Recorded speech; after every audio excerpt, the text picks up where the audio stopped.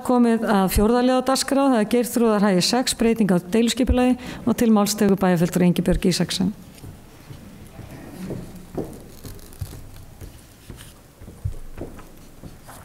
Forseti, ágætu bæjarfulltrúar. Þetta erindi var 8. liður í fundargerð skipulagsráðs frá 28. nóvember síðastliðnum.